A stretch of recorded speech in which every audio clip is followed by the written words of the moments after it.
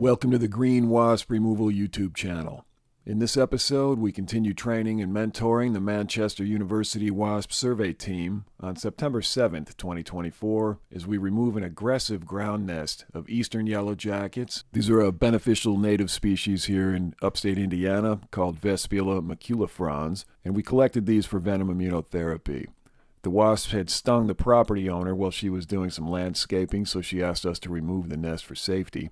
And the initial collection went well. We were able to collect hundreds of wasps, but then two of our team members were suddenly stung in the legs at the same time when these angry Yellowjackets had crawled right up their pant legs. So we immediately stopped the job temporarily while they used a venom extractor and got some antihistamine into their systems. So as soon as we got them assessed medically and they looked pretty good to go, like the tough field operators and pros that they are, they suited right back up and jumped back in the field. This time, as you see here, they did a full tape wrap on their ankles to prevent any further stings.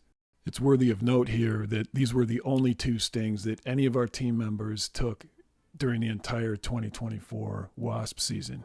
That's a pretty remarkable safety record, considering the thousands and thousands of wasps they worked with all season. We'll show you how we dug all the nest out of the ground cavity that they had built underneath this fern. And you can see here we've captured the queen. She's quite large compared to the workers you can see next to her. And we had about 4 or 5 layers of comb on this nest, and we'll show you the whole dig process. Like all the nests that we remove for clients, we attempt to take this nest comb, the brood comb, which is filled with pupae and larvae and eggs, and we contain it and bring it back to a barn lab where we can incubate it. That way all of the different pupae in the nest, which are the white silk caps you see here, they can be collected for venom immunotherapy later. So it was a good collection. We got quite a few adults here, as you see, and we were also able to incubate the nest brood comb. And we'll show you how we set up the habitat for that. This one was put into a glass habitat with some honey and some water, and they were able to be collected a couple more times from that environment. So let's take you back to September 7th, 2024, and we'll show you the entire job. Thanks for being here. As always, if you enjoy the content you see on our channel, please remember to like, share, subscribe, and comment to let us know you're there. Enjoy the show. All right, it's September 7th, 2024. Elise is taking a specimen sample here so we can get a species ID on a ground nest that's underneath this fern. There's been a lot of traffic coming in and out of this hole in the ground, and one of the residents here was stung while they were trying to get near this landscaping, so we want to make sure to get that out for safety. It's in a planter area adjacent to the foundation.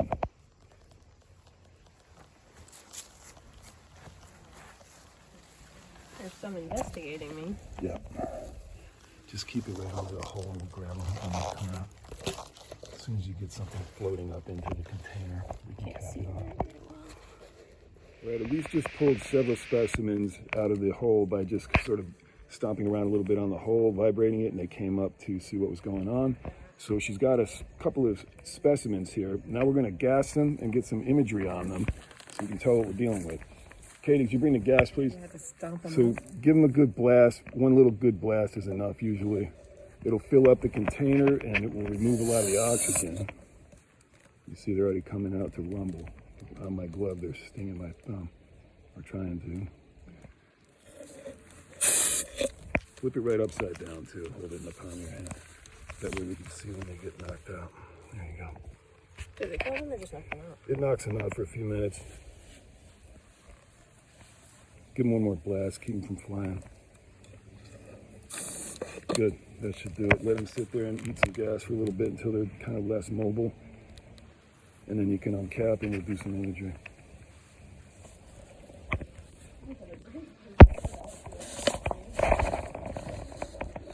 Okay. All right, what we're looking at is the first terga. At the top of the abdomen, you see an anchor-shaped pattern, little black anchor-shaped pattern. That's how we know this is Eastern Yellowjacket or Vespula maculifrons. So as you see here, the wasps are knocked out for a few minutes, and after a few minutes, they will wake back up and generally recover 100% and go back to flying and foraging and go back to the nest. So we just sort of set them aside here and let them do that at their own pace. This is one of the quickest ways we can do a very fast species ID in the field. It's an ozone safe gas. It comes out of this computer duster can, so it seems to work okay. First thing we're going to do is get rid of some of this plant material, give us some room to work.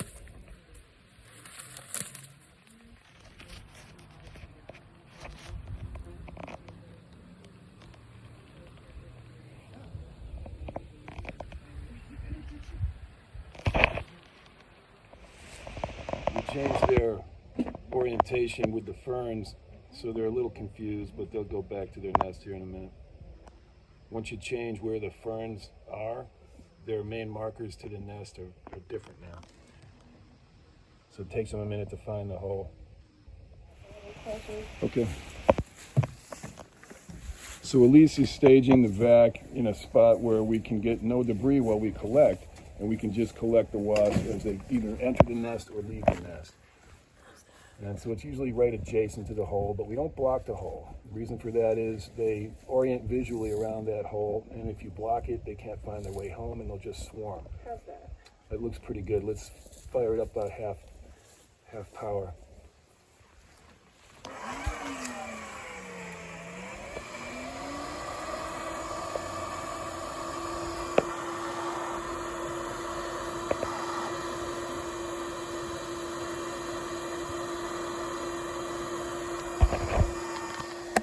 Let's get a rock or a brick under here so we can angle it a little bit. Now we just monitor to make sure there's not too many getting past us. There, we got our first customer. There we go. Okay, good, that should work.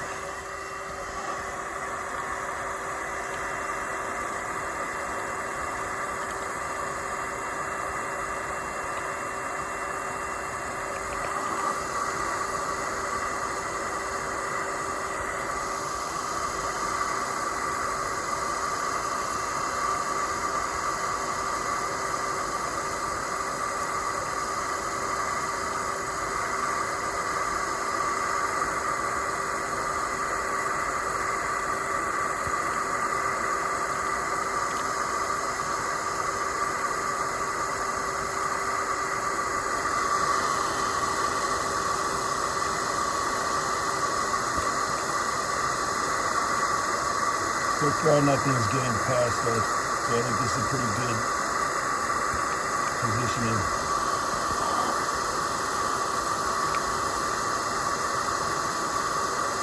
We've got a lot out in the environment already today, foraging, so a lot of the traffic will be incoming instead of outgoing.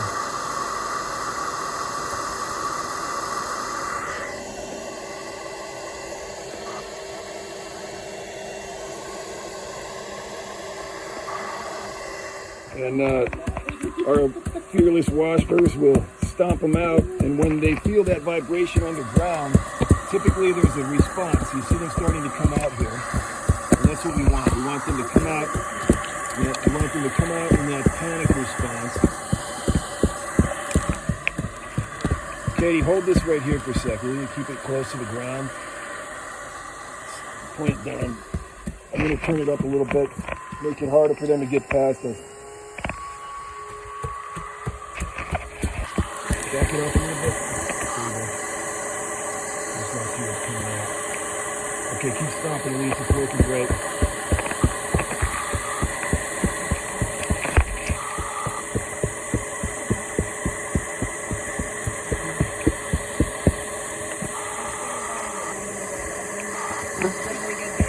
Yeah, so they won't have to stomp so much, huh? We're going to freeze the frame here for just a second because it was at this moment when we suddenly had two team members simultaneously get stung. They had both decided to skip the step where they tape up the ankles at the bottom of their suits, and unfortunately, wasps crawled up both of their suits at the same time. And whenever this occurs, we immediately stop filming, immediately put the job on hold, and we go straight to medical care to make sure nobody has a sting reaction that's serious.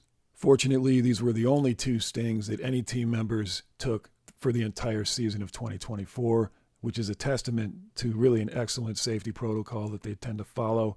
This was just a fluke, so we're going to show you how we handle this sort of thing in the field. All right, so two of our team members just took stings. We were sting-free for 2024 season until today. So it happens. Let's go check on them, see how they're doing. So Elise just had a sting in the ankle. Did you get one or more? I just got one, and it was actually in my calf. Okay, so she got stung by one that got either Yep. up her leg or pant leg, which was not taped off. See the damage? Yep, there's your hole. We have used on that a venom extractor. Did you sit? Is that still here? The It's venom in my extractor? pocket. Let me see. Show them to. This venom extractor, you put it on your skin and you draw the venom back by pulling this back. And we'll just show them how it works. And right after you get stung, if you use the venom extractor, the suction from this device will pull some of the venom back out of the wound made by the sting. So it's usually worth doing. You just hold it on there for a minute or so and try to suck some of that venom back out. We then give Elise a couple of pills of Benadryl, and luckily she doesn't have any kind of serious anaphylactic type reaction. That's no problem there. So the Benadryl will just help as an antihistamine. Deal with the venom. From 1 to 10, pain level. 10 unbearable, 1 barely there. What was it like when you got stung? maybe like a 6. Right away, and what did it feel like? The type of pain? It's like a very burny pain, kind of white hot, very quick. And then afterwards is just kind of like, not even right at the sting site, but like the general area is just kind of sore, like the muscle is sore. Okay, so then what we do now is we monitor your breathing and your heart rate, and we make sure we don't have any serious issue, and if we do, we have EpiPens on standby. Thanks for the Hopefully information. they'll stay on standby. Yes. Well, good for you for getting through it and taking the trauma and carrying on. Cheers. Katie had her sting, first one of 2024. She and Elise both here are putting on some aloe vera and so forth. Tell us what that sting experience is actually like for people that might join the team or for people who are watching around the world. What is it like to get stung and pain from 1 to 10? What's it feel like? Explain that experience. Well, there's a very short flash in which it's like intense pain. It's like you're pricking yourself in someplace very sensitive with like a sharp knife or a sharp thorn, and then the pain changes and it becomes very quickly more like a burn. I guess like the kind of a sensitive sunburn feeling. Okay. And now it's been how long? Maybe 15 minutes since you got stung? 10 minutes? Maybe 10ish. And what does it feel like now?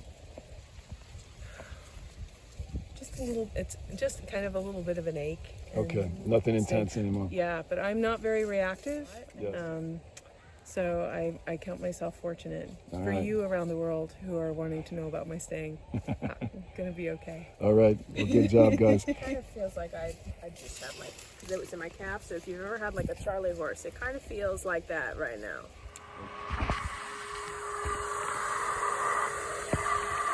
So we've got a nice collection going here.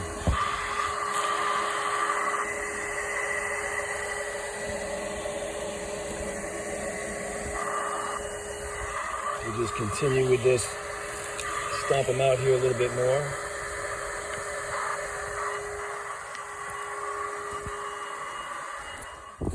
So 2 of our team is down with stings, unfortunately. Elise and Katie both took stings in the ankles or calves because they did not tape off their ankles today, and that may have been their downfall. Sometimes with ground nests, you should do that. Today and every day, I wear very tall boots, and the reason for that is there's no way for them to get the skin all the way up to half calf level. So hopefully I'll be okay because I'm not taping off. I might regret that later.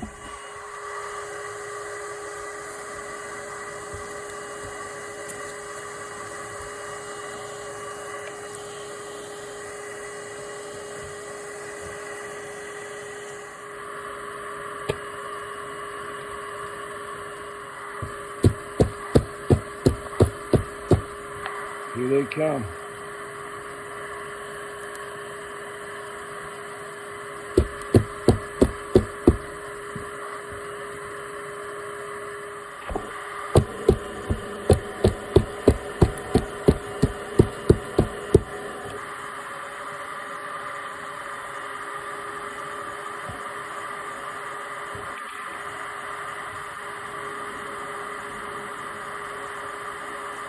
So as you see here, as we're doing the collection, as they come up out of the ground nest, they will get sucked right up into the vacuum tube. And this is mostly an automated process. We just sort of let this happen, let the machines do the work, and we try to stay back away from the nest while this is going on, because it allows them to focus on their nest, on the equipment, instead of on us. And in the meantime, you'll see some of them escape around the edges of the tube. Some of them get sucked up. We're not concerned about that, because when they fly back to the nest, we get them on the way in if we don't catch them on the way out. So we're going to show you a few minutes of the automated collection process, and then we'll carry on with the episode.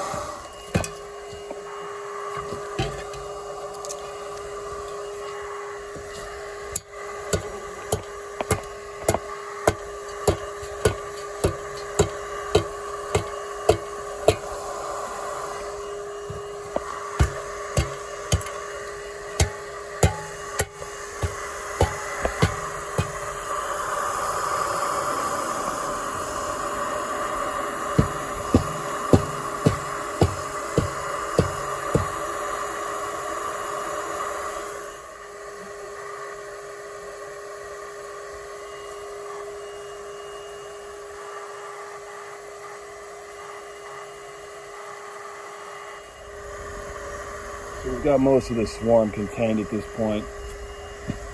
Not much more coming out. So pretty soon we're going to start to dig. Most of the attackers, as you can see, are now contained.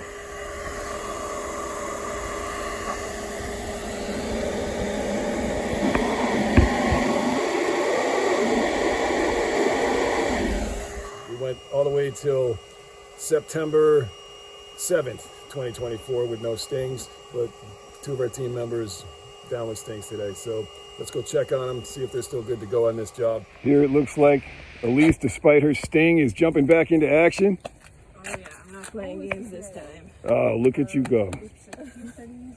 Love it. How are you feeling otherwise? Feeling fine. My leg's a little sore, but other than that, all good. All right, she is ready to go. Good job. Elise, you are back in action. Damn. What a stud, a stud. So let me see your ankles. We're going to show people what we have here. So when we're doing ground nests, never a bad idea to do this type of wrap. You want to wrap any hole in your laces, any hole around your ankles where they could get into your suit. And Elise has done that. So hopefully no more stings today. Yes, hopefully. All right, so Katie's back despite her sting. Dude, you guys are the team members. Love it. So we are ready to go. We're going to now do the dig section of this removal. And the reason we're digging now is because as we try to stomp them out, they're not coming out anymore. So mostly there's one or two in there hiding. But in general, there's not much coming out. So what we're going to do is go ahead and start the dig. All right, so Katie and Elise are now beginning this dig. We're going to try to go down to the surface of the nest. We don't want to disturb the nest. We don't want to break it up. We want to get down to the layer of earth that is above the nest and remove that. Do we have a bucket for the dirt? We do. I'll go grab that now. Oh, I have already into it. So you already hit nest? Yes. Nice job. It's like digging for gold or mining for precious stones. A smaller shovel now then? Yeah, let's trowel around it very carefully now that we know where it is.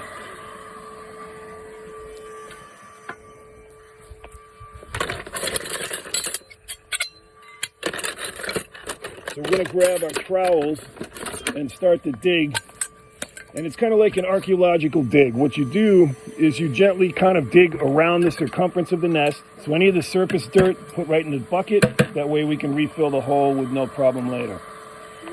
You might want to use your hands on the roots if you need to.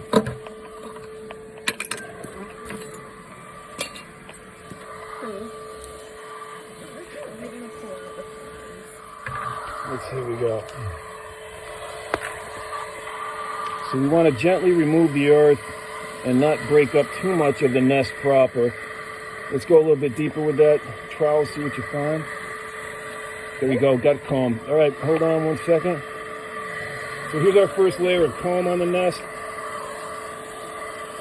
Now keep your eyes out for the queen, guys. I'm going to grab a nest container. Okay. There she is.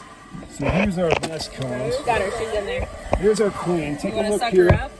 Give her a second to walk around so we can compare her in size to the others. You see how much larger this queen is compared to the workers. They're always relatively easy to spot because of that. All right, let me grab her. Come here, girl. All right, so this is our queen. She is quite a bit bigger than these tiny workers. If you scale them up by looking at them both at the same time, see the size difference. Okay, go ahead. All right, so just in case there's more queens that are being born in this nest for the next season, which is possible here at this time of year, keep an eye out for other queens. We're not sure which is the original queen until we're done with the full dig. So real gentle around the nest. See how much comb you can retrieve without busting it up too much, because we're going to go ahead and incubate this comb in captivity so that all the rest of this pupating wasps in here can be collected later. You should find several layers maybe. Here you go.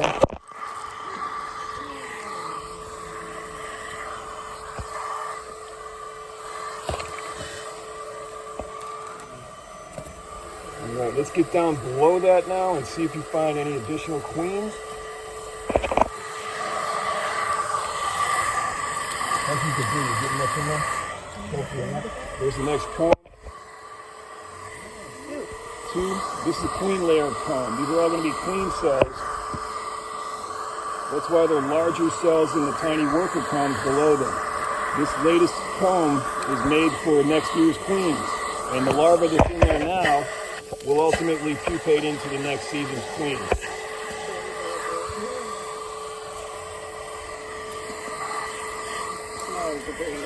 That's fine.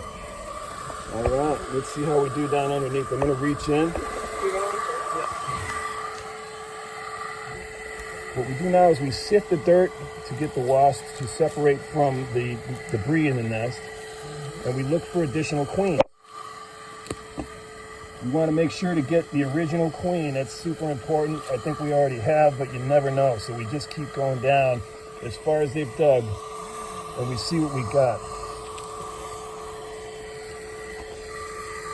I see mostly workers. I don't see any more comb. So what we're looking at here is what's left inside the cavity space that they dug out, which is slightly larger than a softball.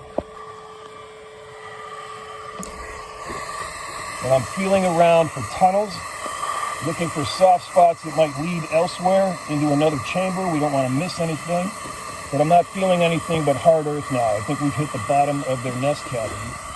And there you have it, the size of a fist. It's pretty good size. It's larger than a fist by probably twice. So there you have it. There's your entire nest. We have the queen. We have most of the workers collected. Good job, guys. Well done. Thank you, ladies. Thanks for coming back. You're welcome. Both of these ladies were stung just minutes ago, and now they're back in action anyway. That's why we love this team.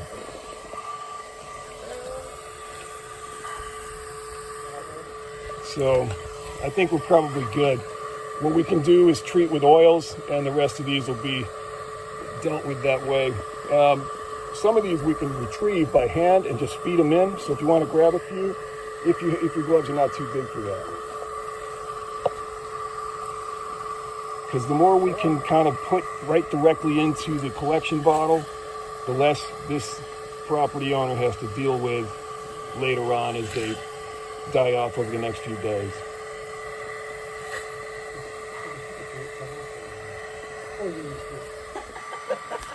So here's our nest. We have 1, 2, 3, 4, 5 combs here. Not a huge nest, but very active and absolutely full of larvae and pupa. So if you see here, for example, this piece of comb, all of the white silk caps would pupate into adult workers. So there's hundreds more in this nest that would easily have come out, maybe thousands if you did not intervene. And by peak season, another couple of weeks, this thing would have been rocking. You see a lot of live larvae in there still that hasn't even pupated yet. So they have not woven their silk caps yet. And over here, you see the large size cells. These are the queens for the next season. That's why the large cells are so much bigger than the worker cells. And they come out swinging. You see them on my gloves, all with a stinger penetrated through the leather. And they become stuck on the glove and they cannot move. And they will have to disembowel themselves to get off. Now, if this was just a bare hand, they would go immediately into the skin without getting stuck. They can sting you many, many times in skin, but in leather, they'll get stuck. That's why we work with leather gloves. All right, so you guys have done it. You found the queen, you got the comb. Good job, Katie. Let's see what you got in there. Hold it right up in the sun.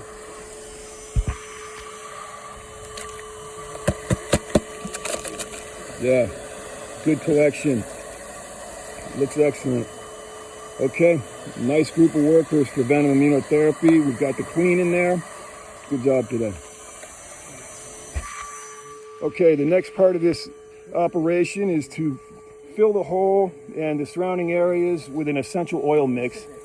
So Elise is doing that now. It's a non-toxic mix of peppermint oil, lemongrass oil, clove oil, along with dish soap and water. Not too much on the outside. We don't want to wreck the planting area. But that's fine for that much. Let's go ahead and refill now. Right around the corner.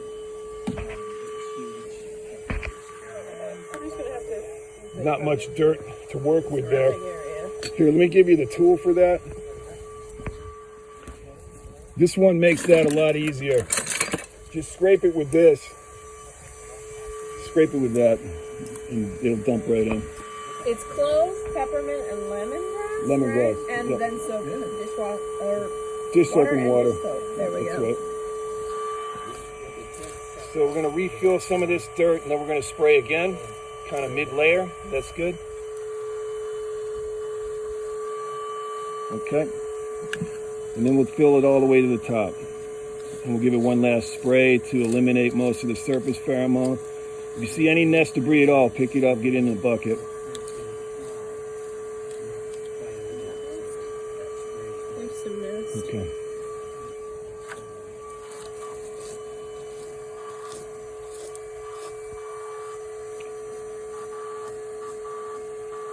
Try to even out the dirt so there's a kind of a nice even surface when you're done. We want to kind of eliminate any part of that hole.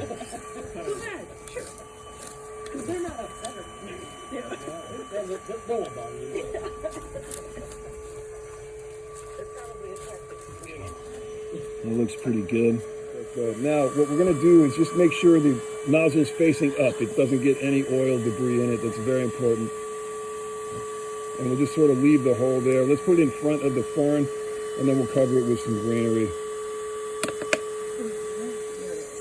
So as you see them start to cluster here, they will ultimately be looking for their hole, and they're automatically drawn to any dark hole around where their old dark hole to the nest tunnel used to be.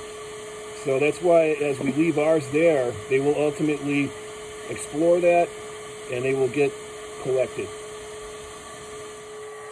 They're reorienting now, looking for their hole. And as they find this one, they'll be collected over time. And there's a lot of foragers out of the nest right now, so it takes some time to get this done. But it's usually worth it because we'll get a few more before we leave. So what we're doing now is just collecting more foragers as they return, just letting the vac do the work. And we disguise the vac a little bit just so it looks more like it did when we arrived. And as they get close to the hole here, looking for their nest hole, they get sucked right up. So we'll run this for a few more minutes, try to collect more of these foragers that are still airborne.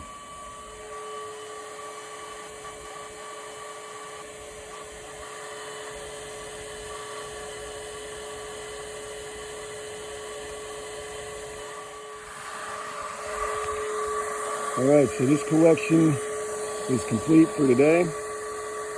Let's take a look. Let's look down the barrel.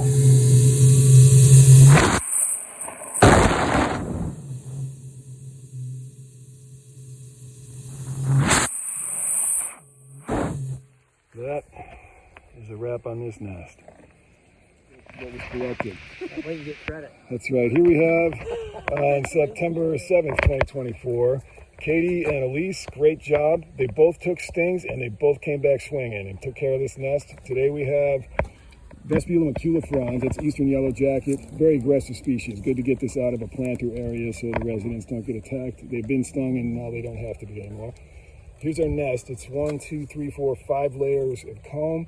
You see right here where the largest larva is and the largest cells are, the smallest comb, but the largest cells. They were just working on queens for next year. These are the ones that will hibernate next year and come out as new queens. So thank you very much. It was well done. 2024, our streak of no stings is broken. But now we know that when you guys get stung, you don't stop. You just keep going. Wasps, be on notice. All right. Thanks, guys. Vespula maculifrons, Eastern Yellowjackets. This is a ground nest we just removed today. Now it's time to freeze it. If you want to listen to them, this is what they sound like.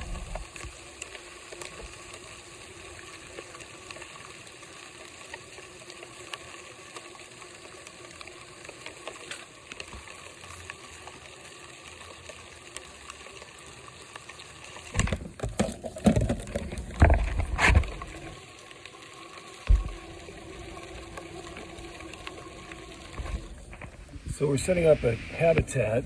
There's honey and water in the plastic cups at the bottom. Then there's some chicken wire over the top. And what we're going to do now is open up the nest and put it inside so that all these combs can be pupated out and incubated for Venom Immunotherapy. All right, so let's open up this nest. There's a few more that have pupated out since it's been in here. And what we're going to do is lift it gently and put it in here. And we'll just stack it in this habitat and let it pupate out. Here's our queen cells.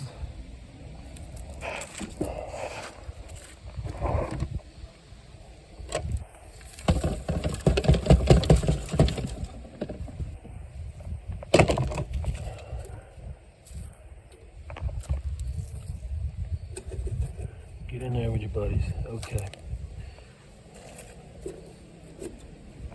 All right. We'll see them later and collect them when they're ready. That's it for today's episode. Thanks for being here. Have a good one.